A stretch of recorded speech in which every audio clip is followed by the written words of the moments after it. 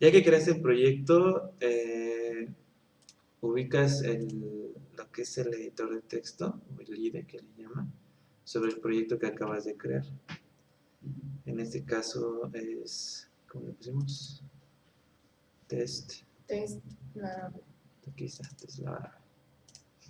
Si se dan cuenta, aquí ya creó todos los archivos necesarios, pero para poder entrar al proyecto, normalmente Laravel trabaja rutas relativas, no son rutas absolutas. Y para que funcione todo lo que son los templates que le vayas a implementar, o inclusive el propio Bootstrap que ya trae instalado Laravel, yo normalmente prefiero crearle un dominio local. Hay forma también que desde consola tú puedas ejecutar tu proyecto, se crea como una especie de dominio virtual en un puerto específico de Apache. Pero a mí no me gusta tanto trabajarlo así, porque cada vez que quiera yo ver el proyecto tengo que estar ejecutando el comando, y se me hace como que más tedioso. Para crear un dominio de manera local en Sham, primero tienes que crear un dominio virtual, un virtual host, en el cual te vas a Sham, de aquí te vas a Apache, de Apache te vas a Conf, y en Conf en Extra, y ya entras al archivo que se llama httpd virtual host, ¿no? Lo abrimos con el propio IDE que estés usando, y aquí ya están la ruta de los proyectos que en este caso tienen este equipo. Vamos a crearle un nuevo dominio, el cual, bueno, primero te pide cuál va a ser su dominio. Normalmente los locales pues, los termino en .lh de localhost, y tal cual el dominio pues es el nombre de la carpeta, para no estarnos como perdiendo en cómo se llamaba el proyecto, ¿no? O cuál era su dominio. Aquí nos vamos a htdocs para sacar el nombre que le asigné, y le ponemos que va a ser este. La siguiente línea es la ruta, o es el root. En este caso va a estar en htdocs, va a estar en test, pero Laravel para que funcione tiene que estar apuntando a public.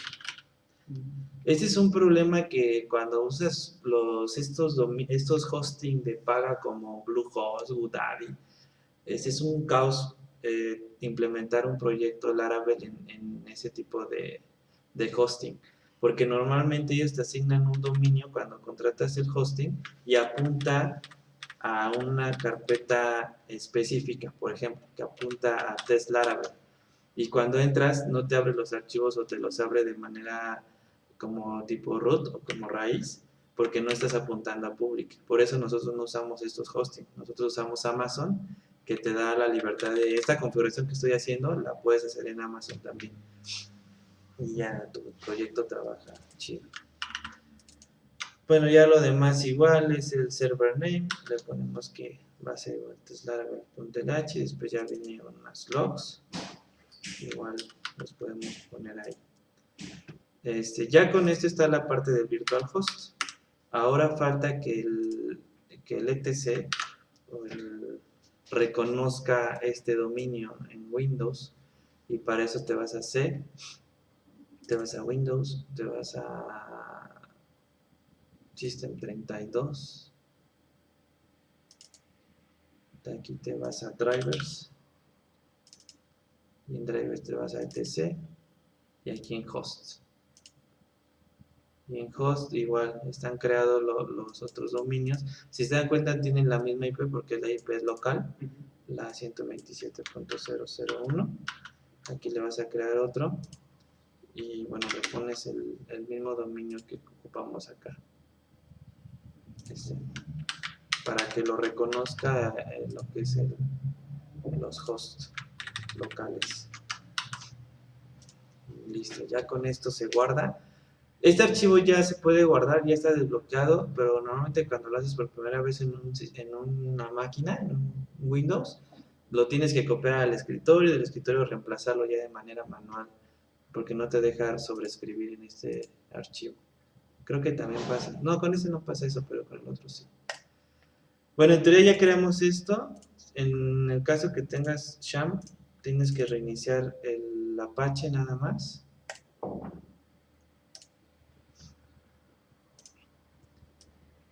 Y ya una vez que se reinició tendría que jalar el dominio. Hay veces que no jala así. Bueno, aquí sí jaló. Hay veces que le tienes que poner el HTTP, pero aquí ya jaló la primera. Aquí ya te das cuenta que el Laravel por lo menos está funcionando. Normalmente lo que sigue es empezar a integrar lo que normalmente hacemos es integrar el front, pero yo no, todavía le hago un paso más, que es crear el out.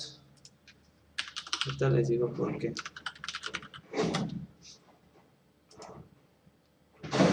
¿Cómo le creas el out? Con este comando, Apache Partisan make out. Y lo que hace esto, te va a crear todo lo necesario para que tenga login tu proyecto, ¿no? Te va a crear migraciones, te va a crear modelos, te va a crear, creo que hasta controladores. Ya lo vas a poder tener aquí. Y aquí, como lo ves, se crea este modelo que se llama user, que ya hace toda la función de login. Y te crea en controladores, te crea el controlador home, que es el que hace la función de login, y te crea en database, te crea migraciones, que hace la tabla de user, con los campos que ayer les decía que son por los default. Aquí, por ejemplo, no se contempla el avatar, solamente es el ID, name, email y un name de verificación para recuperar contraseña. Y te crea otra tabla que es password resets, que es precisamente para recuperar contraseña. Ya te la crea ahí. Bueno, ya ahora sí, con esto, si yo actualizo esto, me crea estos dos links en la vista, que es el login y que es el register. Obviamente ahorita, como todavía no tengo asignada base de datos, pues no funciona, ¿no? Nada más están de manera en el front. Ya cuando tengo esto, ahí es cuando ya creo yo un repositorio Git o un repositorio Git sobre este proyecto. ¿Por qué? Porque ya te das cuenta que está funcionando todo. Por lo menos el front y lo que es el back del Laravel ya está funcionando. Las rutas, no tienes problemas con rutas, no tienes problemas con carpetas que estén protegidas contra escritura. O sea, todo está funcionando bien. Aquí es cuando yo ya creo lo que es el commit. Podríamos, una de dos, o ya lo creamos desde aquí o empezamos a ver el tema de base de datos para que veamos que sí funcione bien. En el caso del Laravel, toda la parte de configuración y accesos lo protege con un archivo que se llama .env. En el .env van a ver prácticamente el nombre del archivo, la key. Si un proyecto de Laravel no tiene esta key, no va a funcionar. Por default, cuando haces la instalación por consola, te la crea. Pero si tú ves que te manda un error aquí de key, es porque no tiene y hay un comando para crear la key de manera independiente. Te crea los parámetros para conexión de base de datos, que sean cuentas meramente local, y está ahorita de ejemplo. Te crea, bueno, aquí algunas cuestiones de variables de sesión. Redis no sé a qué se refiere, nunca lo he usado. Te crea lo que son los accesos para el email, para lo que es el envío de correo de manera automática. Y aquí, por ejemplo, esta versión ya te maneja, me imagino que son accesos para Amazon, porque ahí está hablando de buckets. Este tampoco lo he usado. Y bueno, si llegas a manejar un proyecto de APK, también aquí ya te da como predefinidos los parámetros. ¿Cómo funciona esto? Hay algunas configuraciones de Laravel. Bueno, para empezar, las carpetas, cómo se estructuran las carpetas. Cuando hablamos que Laravel está sobre una estructura MVC, el modelo vista controlador, lo que es el modelo y los controladores van a estar dentro de la carpeta app, y todo lo que son vistas van a estar en una carpeta que se llama recursos, y dentro de recursos en vistas, en views. Aquí van a estar las vistas. Hasta ahorita nada más tenemos estas vistas. En el caso de lo que es el modelo y controlador. Los controladores van a estar en la carpeta de HTTP y aquí en una carpeta que se llama controllers, aquí van a ubicar los controllers. Aquí están los controllers del out, lo que es el login, el register, el reset, todo, aquí están las acciones para un login, para un register, para un reset password, todos los van a encontrar aquí.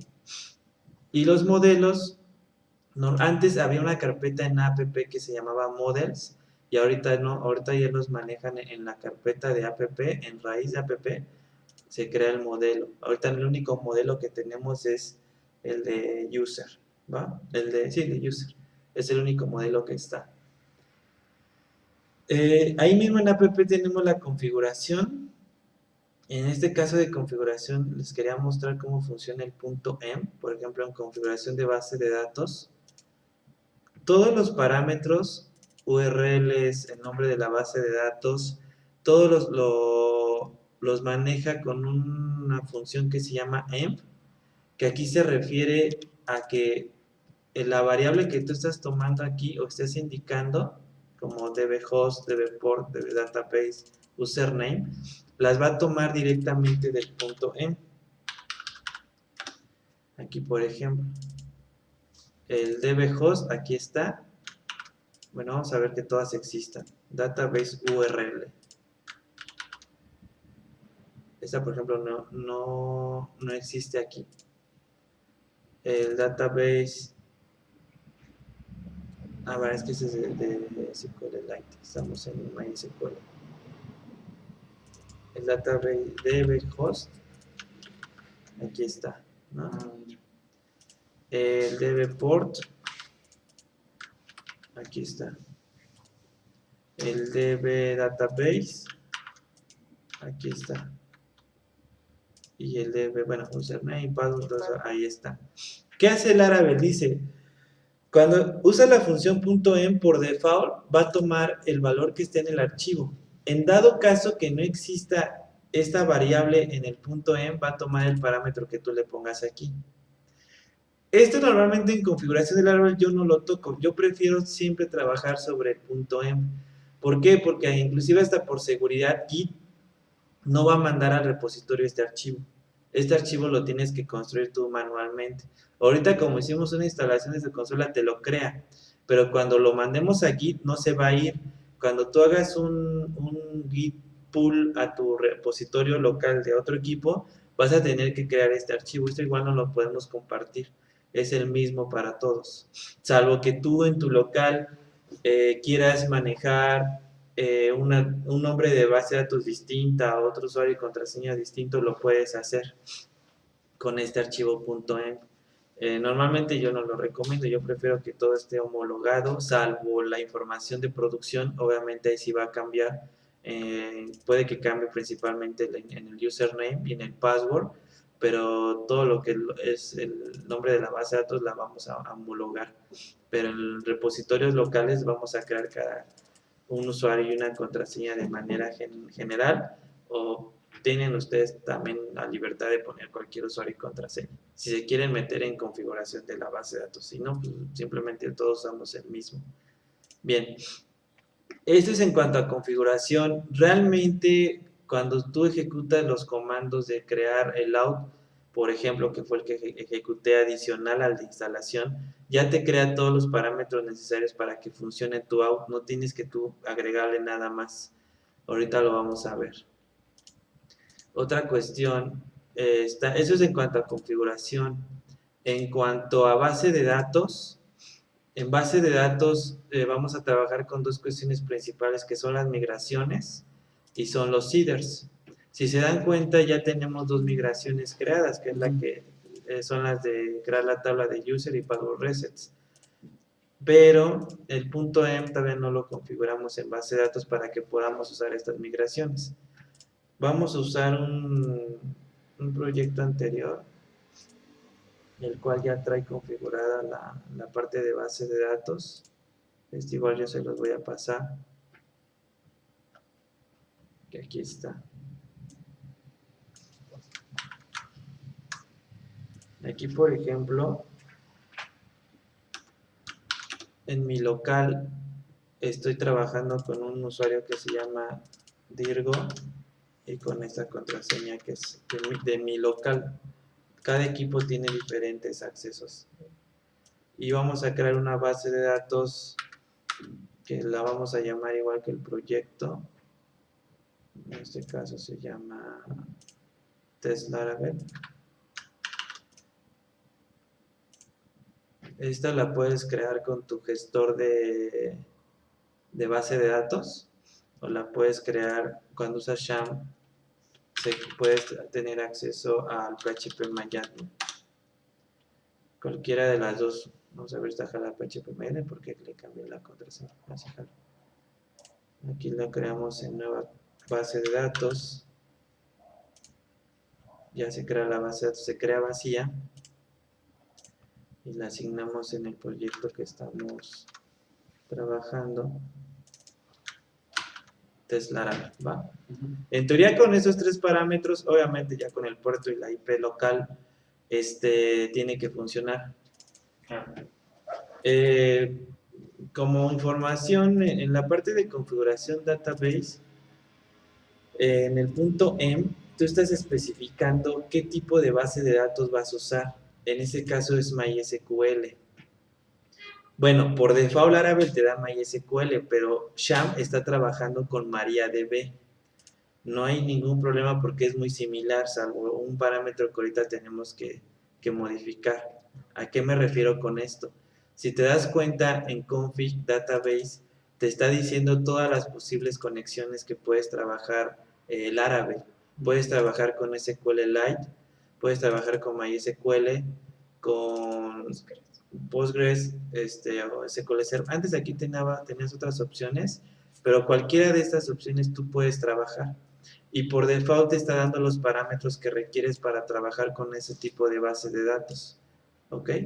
Aquí están los parámetros. Ahorita nosotros estamos especificando a Laravel que vamos a trabajar con MySQL. Por lo tanto, va a estar trabajando con esta conexión. ¿Va? Okay. Solamente con esta. Los parámetros de estos no los va a tomar en cuenta porque no los vamos a usar.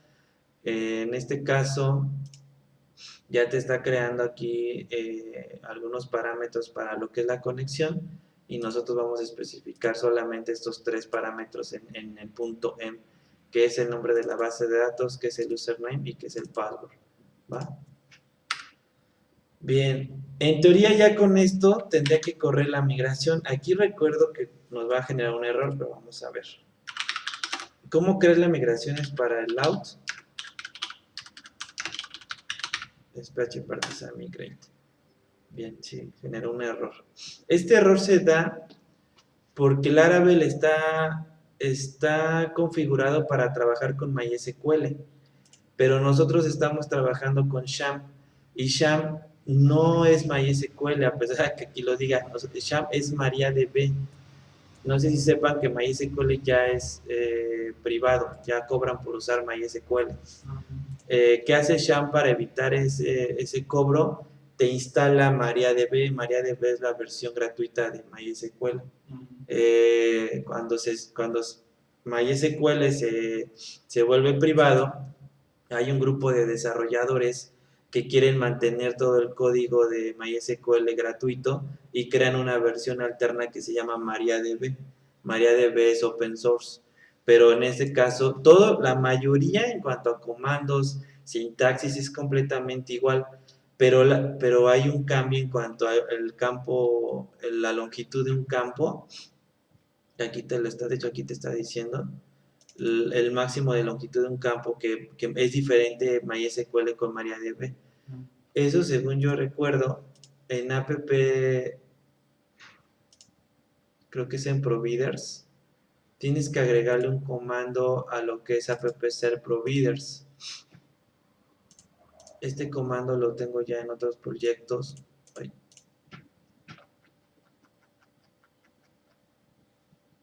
Eso igual se los paso, porque si no lo van a encontrar en cualquier lado, que es que simplemente le estás diciendo que el máximo ancho de los campos de string en MariaDB es de 191. bueno, aquí le agregas el comando, pero para que funcione lo tienes que mandar a llamar aquí el esquema. Y ya, con eso es pues, un parámetro adicional que tienes que poner tu manual para que puedan correr tus migraciones sin ningún problema. En teoría ya con eso otra vez PHP artesano migrate. Ay, no la corrió. Ah, claro. Esto pasó porque cuando intentó la primera migración, entrando, sí creó tablas. Por lo tanto las tenemos que eliminar porque no se murió desde el principio, se murió con el proceso adelantado. Y listo.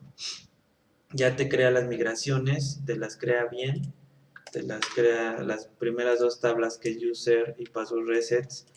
Laravel, para... ¿Entienden más o menos qué es una migración? ¿Sí? ¿Tú, Cris? ¿Segura? Sí. ¿Diego? ¿No?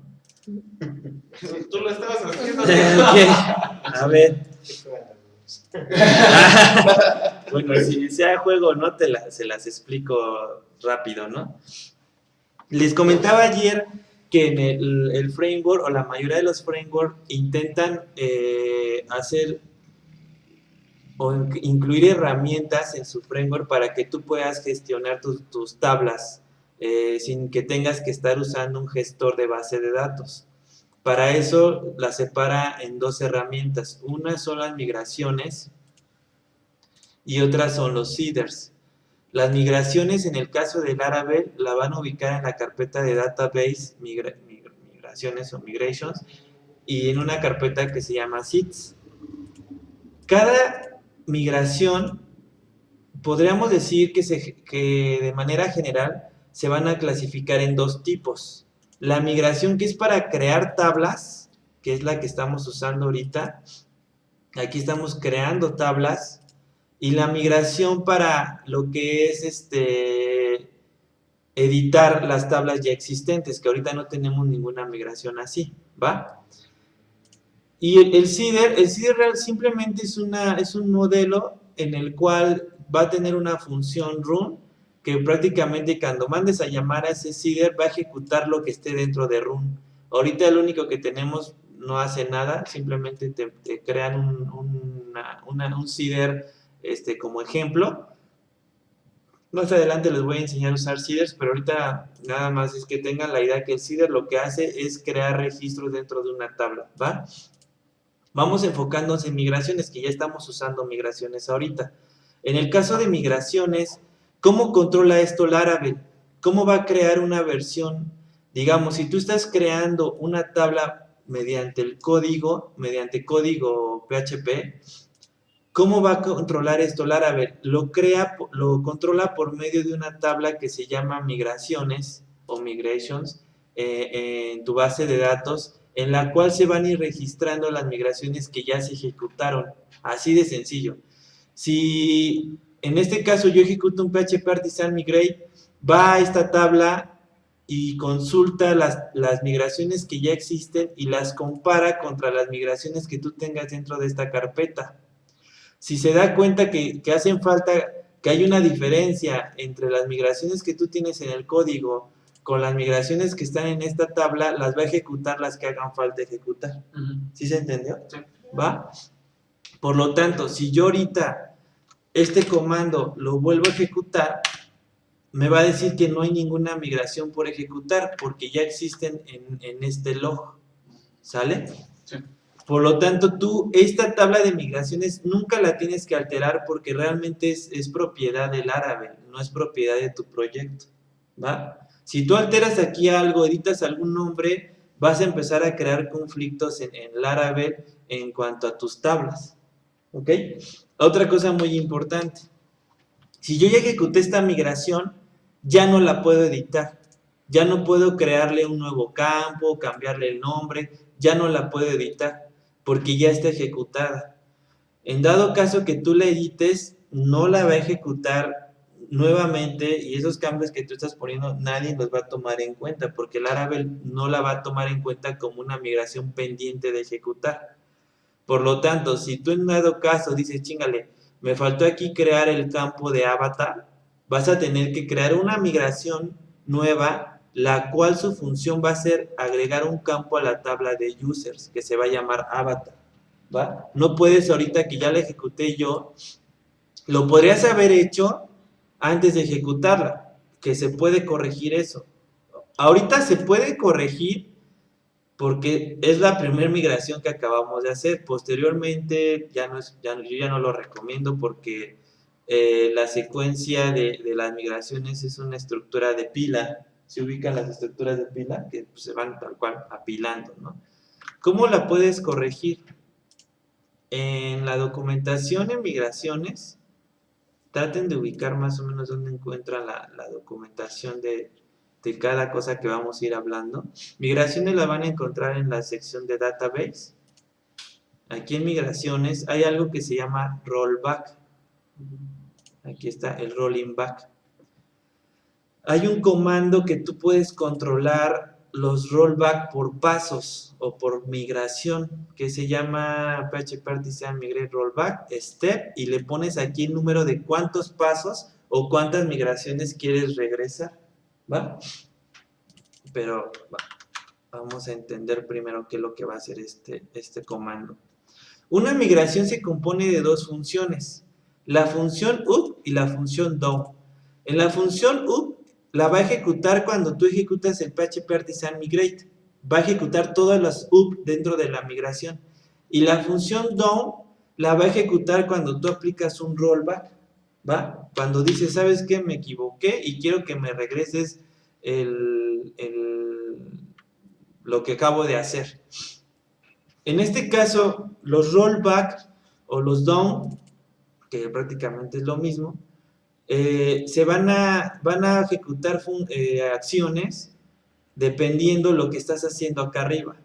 En este caso, como estoy creando una base de datos, una tabla nueva, perdón, lo único que va a hacer el contrario va a ser eliminar esa base de datos siempre y cuando exista. ¿Sí me expliqué? Sí. ¿Diego? Sí. ¿Osvaldo? ¿Sí? ¿Sí me estoy dando a entender? Es decir, aquí como está creando la tabla user, lo contrario a crear, ¿qué sería? Pues eliminar, ¿va? Aquí también, como estoy creando una tabla password reset, lo contrario a este va a ser eliminar. Aquí ya está como que mucho más claro. PHP Artisan Migrate Rollback, vamos a decirle que solamente regrese 1. Aquí en este caso la que regresa es password reset porque conforme al orden es la última que se ejecutó. Pero nosotros no queríamos editar esa, queremos editar una más. Por lo tanto le vamos a regresar un rolling back a lo que es tabla user. Ahorita si te das cuenta tu base de datos, si actualizamos, a ver, espera porque aquí estaba haciendo un cambio sin querer. Aquí. Déjenme cerrar el otro proyecto. Ok. Si se dan cuenta en la tabla de migraciones ya la elimino, ya no están porque hizo el rollback. Y si entras a esta tabla tampoco están los registros porque significa que los regresaste, ¿va? Ahora sí, podríamos crear un nuevo campo que se llame avatar desde aquí. Vamos a entrar un poquito en cuanto a los parámetros de una migración. En la documentación, es lo que les digo, no quiero que se aprendan toda la documentación. Si se dan cuenta, aquí es fácil de entender, creo yo. Estás creando un campo que se llama avatar, el cual va a tener un tipo string. Así de sencillo. Si tú quieres especificar, quiero que tenga tal longitud, que sea único, como en este caso, o que pueda ser nulo, o que pueda ser un key, o que pueda ser un increment, te tienes que ir a la documentación de Laravel y aquí ver todas las posibles opciones de los comandos que puedes ejecutar sobre una migración. Cuestiones como el tipo de campo que aquí están todos los tipos de campo posibles que puedes ejecutar en una migración. Y también parámetros adicionales, por ejemplo, quiero hacer un campo único.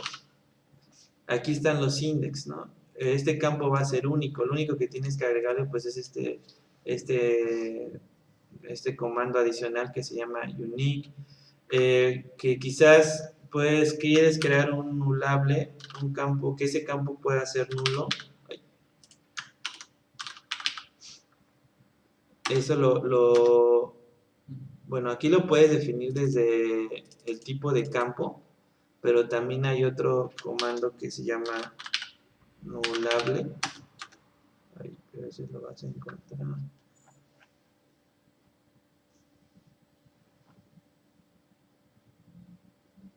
Ahí, ¿dónde está?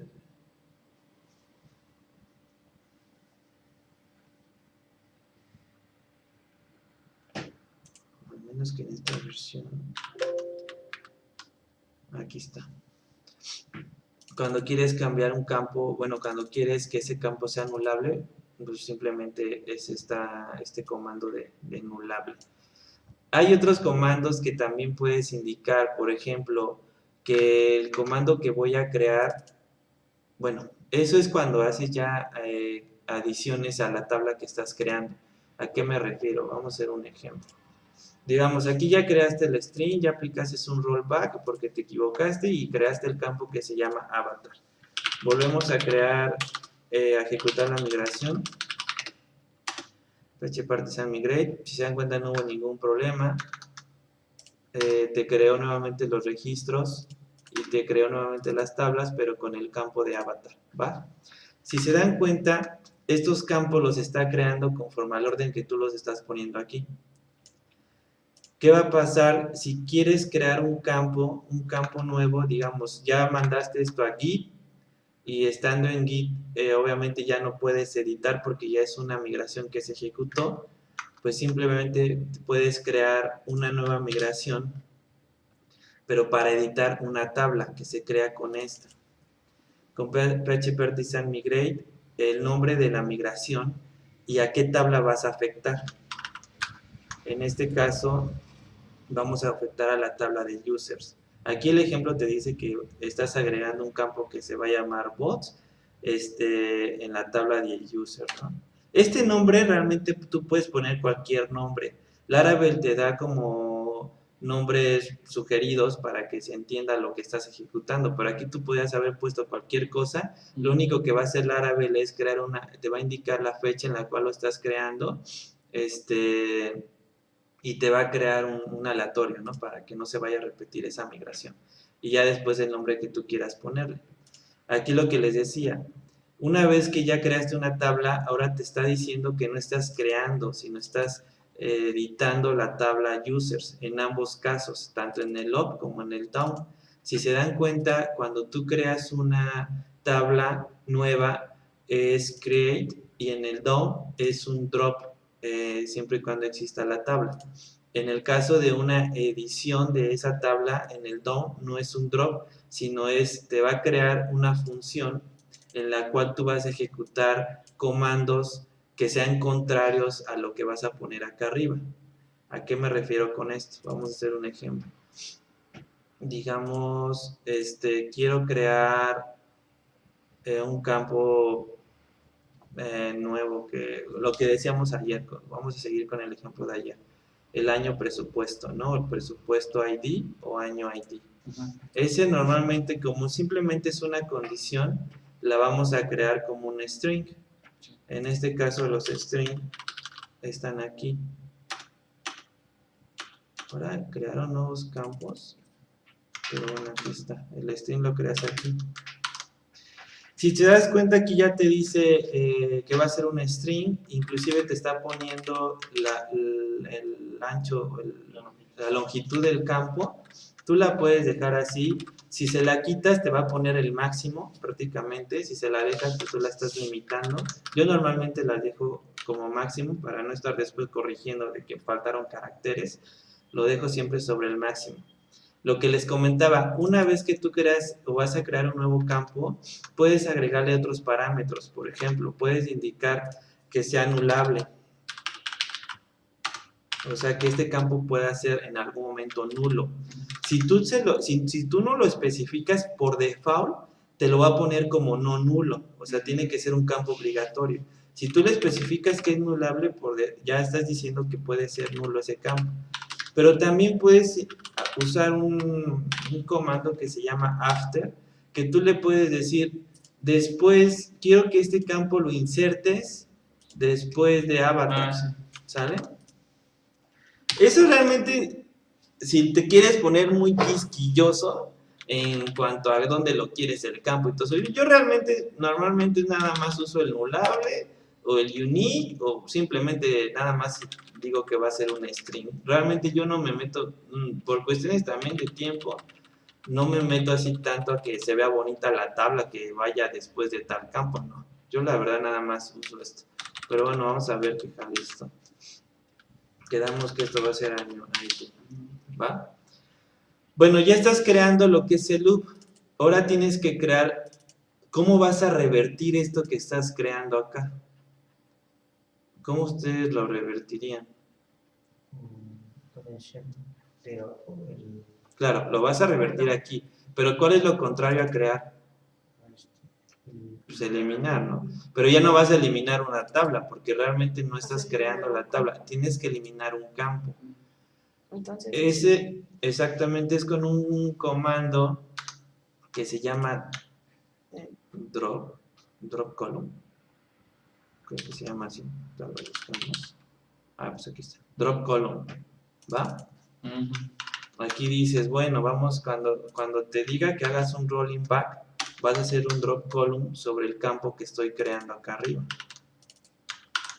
Ya con eso está correcto todo, ¿no? En cuanto a el objetivo de la migración era crear un campo que se va a llamar año o año ID, y en el rolling back vas a eliminarme ese campo por si es que me llego a equivocar o le quiero agregar un nuevo parámetro o inclusive le quiero cambiar el nombre del campo, ¿va?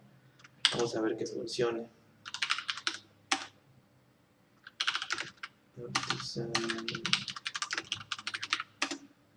Bien, no me mandó ningún error. Vamos a ver que realmente haya ejecutado lo que le pedí. ¿Cómo lo ves esto? Actualmente actualizas y vas a diseño de tabla y si jaló, te lo puso después del avatar y te lo puso que puede ser nulo. Ya con eso te das cuenta, bueno, y el ancho te lo dio por default, el mayor por el tipo de campo que es un varchar, ¿va? Y ahí te das cuenta que jaló bien. Ahora vamos a ejecutar un rolling back para ver que realmente se ejecuta lo contrario.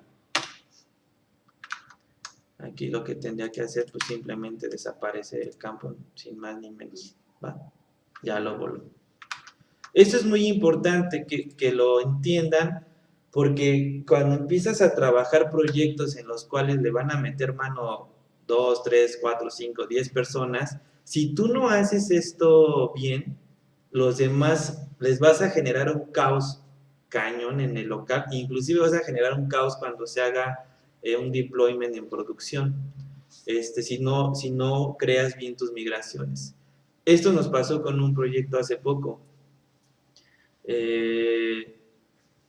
Un desarrollador, que no voy a decir su nombre, estaba trabajando un framework que no era PHP, era de C#, porque él me dijo, ¿sabes qué? Conforme al proyecto, lo mejor es crearlo en C#.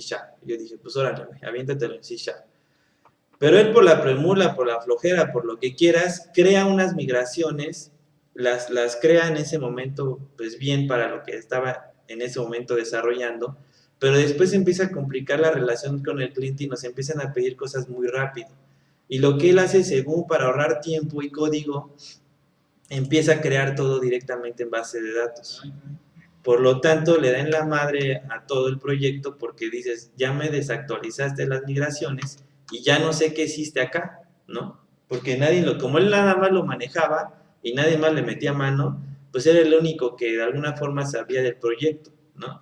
Y no me deja nada de documentación aquí, o sea, no me deja migraciones, no me deja seeders, y para acabarle de chingar, después de un año de que me entregó el proyecto, hackean la base de datos del cliente y vuelan toda la estructura de la base de datos. Y cuando le digo, oye, güey, necesito recuperar la base de datos, aunque sea limpia, porque ya negocié con el cliente y le dije que, pues, porque como nunca nos dio una póliza de seguridad, ni de mantenimiento o de soporte, pues yo nunca hice respaldo de su base de datos. Pero ya negociando con el cliente, pues nada más lo único que quiere es su base de datos vacía, ¿no? O sea, que esté la estructura para que su proyecto pueda seguir funcionando. Y me sale con la tontería el programador que dice, no, es que, ¿qué crees? No hay forma de recuperarlo. Y ahorita ya no me acuerdo de cómo era la estructura de la base de datos. No hay migraciones, las migraciones que hay están desactualizadas y por lo tanto pues no hay forma de recuperarte ni siquiera la base de datos vacía. O sea, es cuando te das cuenta de la importancia que es tener las migraciones bien hechas. Porque a largo plazo suceden cosas como la que le pasó a este cliente, que pues, se muere todo. Ya después tuvimos que pagar una ingeniería inversa para del código y de los controladores, los modelos, y es ir armando la base de datos. Eso fue lo que tuvimos que hacer, que la verdad, pues eso nos hubiéramos ahorrado haciendo bien las cosas. Por lo tanto, estas migraciones, una migración que esté bien hecha, a todos les va a funcionar. Si Cristina manda un commit con una migración nueva y la descarga Diego y la ejecuta con PHP Artisan Migrar y le manda un conflicto, uno de los dos hizo algo mal. O Cristina la creó mal, o Diego editó su base de datos sin contemplar migraciones en Laravel. Y eso es muy fácil de identificar. Eso es lo que me gusta de Git. Es muy fácil de identificar porque yo voy a saber realmente quién está haciendo o quién generó ese error, si fue Cristina o fue Diego. Simplemente analizando el código de cada quien o analizando la base de datos de cada quien. Pero la idea no es esa, la idea es todo lo contrario, ¿no? Que todos trabajemos de forma homologada y como debe de ser, ¿va? ¿Hasta aquí tienen alguna duda? Yo. Dime. Si quisiéramos hacer otra inserción de dato, Ajá. ¿otro nuevo campo?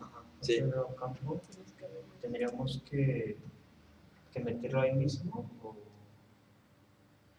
cómo sería? O sea, por ejemplo, yo quiero meter ahora nombre, por ejemplo. Ajá. ¿Cómo Mira, sería? esto depende mucho de lo que estés haciendo tú.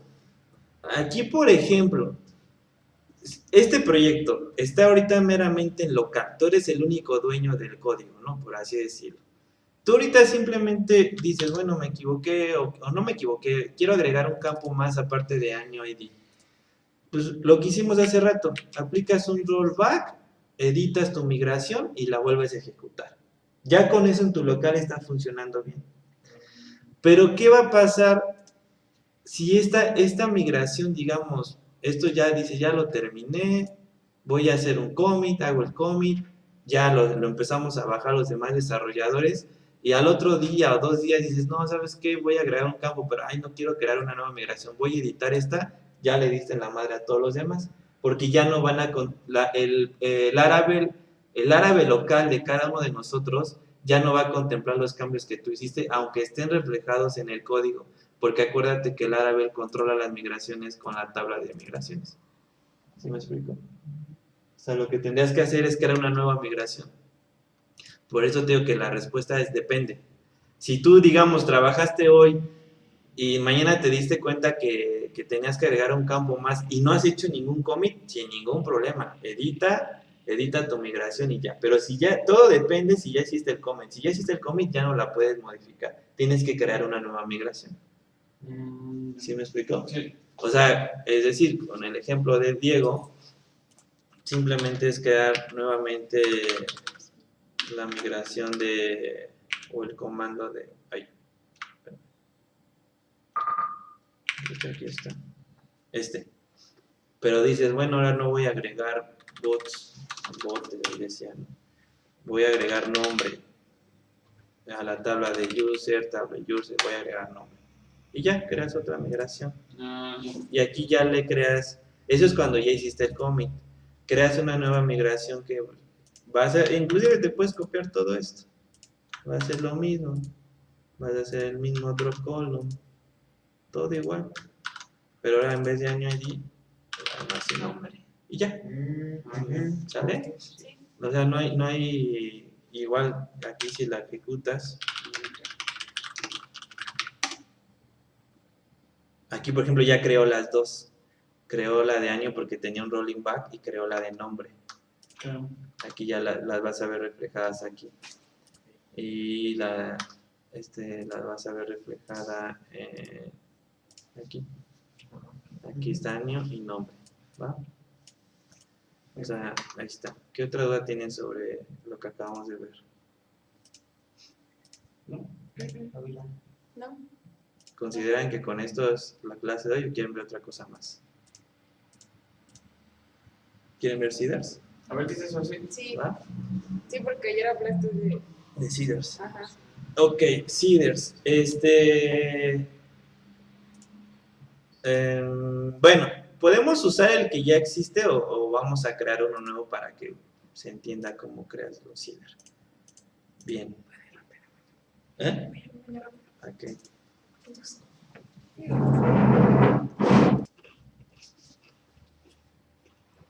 Bueno, Seeder los encuentro en el database y Seeden. El primer comando para crearlo pues es un make Seeder y ya le asignas el nombre que tú quieras.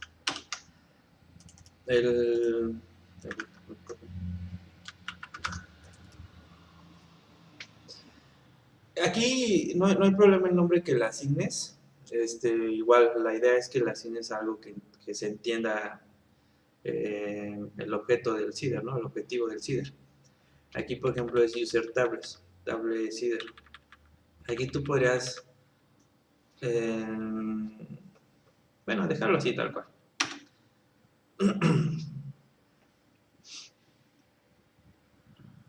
Aquí ya lo creo. Esto va a estar en la tabla en la carpeta de database, Seeder, Seeds, y aquí ya lo encuentras. La estructura es muy sencilla, simplemente es una función, bueno, la clase que es el nombre del archivo prácticamente, y la función que se llama run. Aquí tú ya vas a poder indicarle prácticamente lo que quieres que haga tu Seeder. Yo tengo una estructura muy sencillita, que casi siempre uso la misma, salvo haya necesidad de crear otra acción.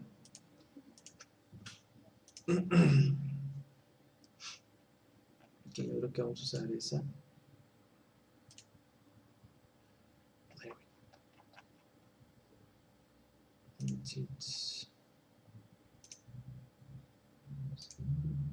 Esta. Aquí. Bueno, aquí es muy sencillo de entender. Aquí le estamos diciendo al Seeder que me haga un insert a la tabla de users, que me haga el insert partiendo de este array que tengo acá arriba. Por ejemplo, este array, para que se entienda un poquito más, voy a ordenar ahí los campos.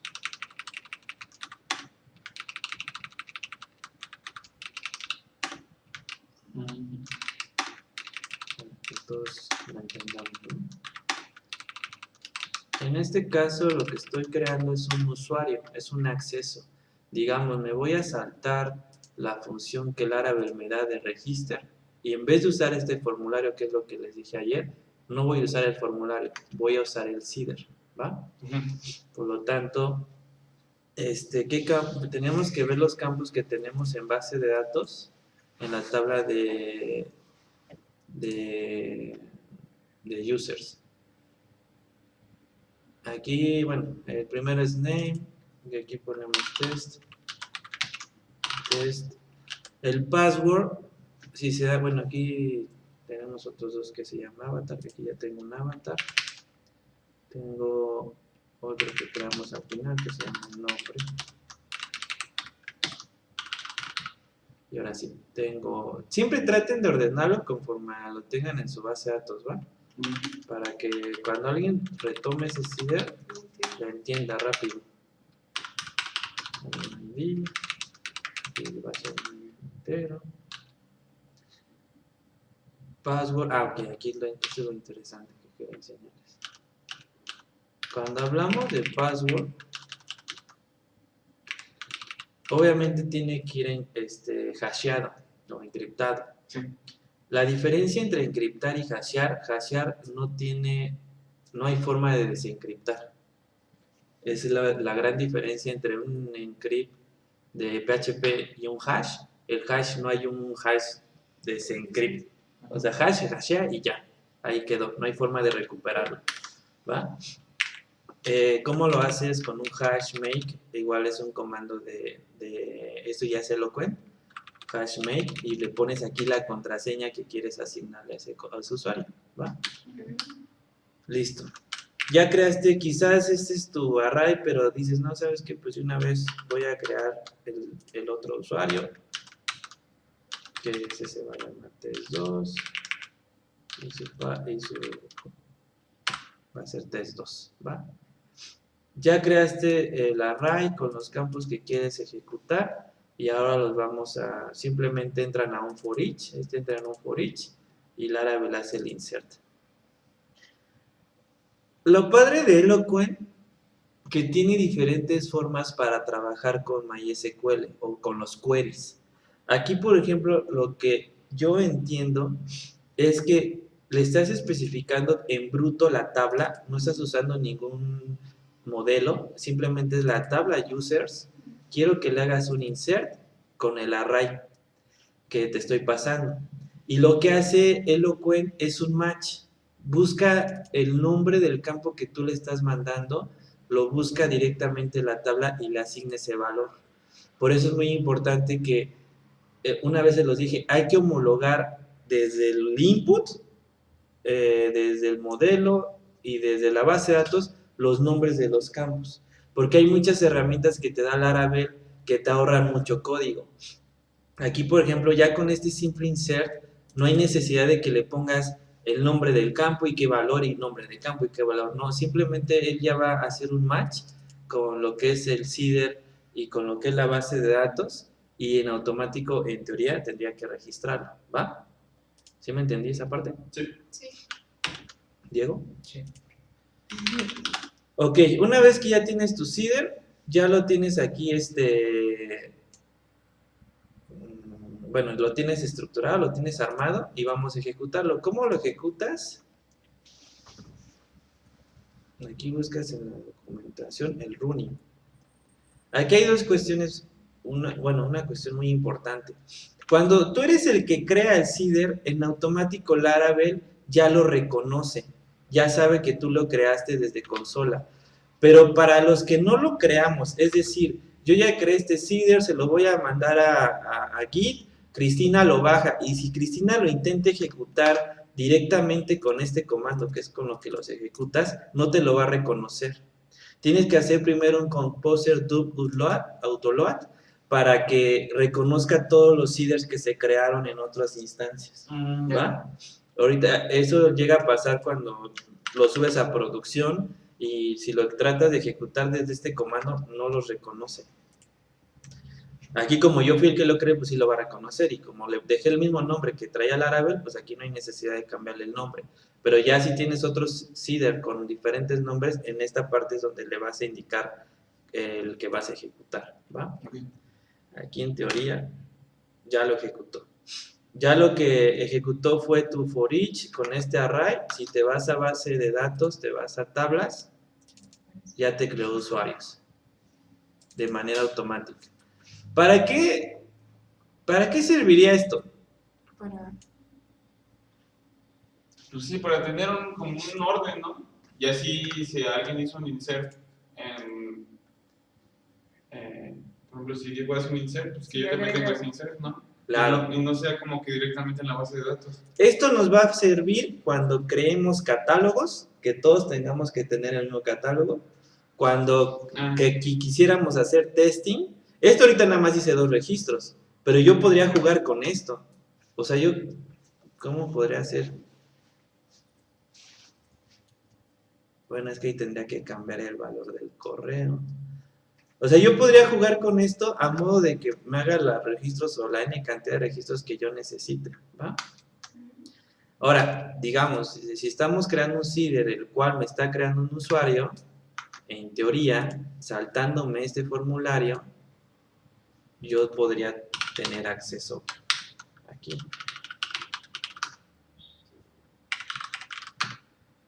Y sí me dio acceso. ¿Lo vieron? pues eso ya significa que estás haciendo de alguna forma el CIDR correctamente, porque aquí hizo el insert, pero no sabes si realmente está jalando la contraseña o el ID, no sé. ¿Y cómo lo testeas? Pues lo testeas aquí. Aquí ya te jaló los datos directamente de tu CIDR que creaste. ¿Va? Otros ejemplos de CIDR, ya cuando manejas, mira, por ejemplo, hay... Eso es cuando lo haces de alguna forma muy manual. Yo tengo un CIDR que me ayudó mucho a mí. Esa es otra forma de ejecutar un CIDR, por ejemplo. Aquí, ¿qué estoy haciendo? Tengo una relación de muchos a muchos. Por un lado tengo una tabla que se llama user, tengo una tabla que se llama negocios y tengo la tercera tabla que es la que va a ser la relación muchos a muchos, ¿va? La que relaciona. Pero digamos, eso es para asignarle a un usuario, el usuario 61, le quiero asignar que tenga control o acceso a todos los negocios de esta tabla. Por lo tanto, lo que hice, primero hago una consulta para extraer todos los negocios o los negocios que le voy a asignar a este usuario o los voy a relacionar con este usuario, los meto a un for each y dentro del for each creo un registro el cual lo relacione con el usuario 61 negocio por negocio. Nada más le asigno el ID. ¿Se entendió? Si se dan cuenta, aquí ya no hice nada, no puse ningún dato manual, pero no lo puse porque ya existe. O sea, ya existen datos en la base de negocios y ya tabla negocios y ya existen datos, ya sé el ID del usuario. El único dato manual que puse aquí fue el del usuario. ¿Sí me expliqué? Sí. ¿Quieren verlo esto más visual aquí? ¿Cómo es? ¿Pero cómo jalas el ID? Ah, ok. O sea, ¿cómo sabes cuál es? El ID del negocio. Ajá. Ah, Aquí. no le pones ese. No, ese es el ID del usuario. Ajá. Que ese es el usuario que le voy a dar permiso sobre los negocios de arriba. Ajá. Y el for each que estoy haciendo es sobre la consulta de todos los negocios. Ah. Lo chido de aquí que aquí yo podría condicionar. Aquí yo le puedo poner un where y decir, no, pues nada más mándame los negocios que estén agrupados con el número 3, ¿no? Pero aquí el al, ahí te manda en bruto la tabla. Y ya cuando los metes en el for each, lo que tengo que el único dato que pones manual es el usuario, el ID de usuario, y el otro ID del negocio ya lo va a sacar del propio for each, que aquí está. Ahí está. ¿Va? Eso me sirve, ¿por qué? Tengo una tabla en un proyecto que se llama GDI, que digamos, quiero que aquí se la asigna, aquí, el 61, que se llama Simón Galante, necesito que tenga acceso a toda la información de todos estos negocios. ¿Cómo hago eso? Conforme a la estructura de la base de datos, creo una tabla que se llama User Negocios, la cual aquí es donde se hace la relación muchos a muchos, o uno a muchos también, ¿no? Aquí, por ejemplo, el último que hice fue el 61. Aquí está. O sea, todo el ID del usuario 61 le estoy asignando los ID de todos los negocios de manera rápida. ¿Qué me ahorró esto? Pues hacerlo uno por uno. No sé cuántos. ¿Sí me explico? Sí. O sea, en vez de hacerlo yo manualmente en la base de datos, esa relación, o crear un formulario en el cual el formulario lo relacione con el negocio, uno por uno. Sí. Si no lo pide el cliente, si no me pide un formulario el cual gestione esto, pues no lo hago, simplemente hago un CIDR. Y el CIDR ya hace la función del formulario. ¿Sí me explico? Sí. ¿Cómo ven? ¿Quieren otro ejemplo? Ya vimos instalación, migraciones, configuración, el punto .m y los CIDRs. ¿Quieren que sigamos avanzando? vamos a comer. Comer, Y ya tengamos. sí, no, así para que lo estudiemos y ya para que también podamos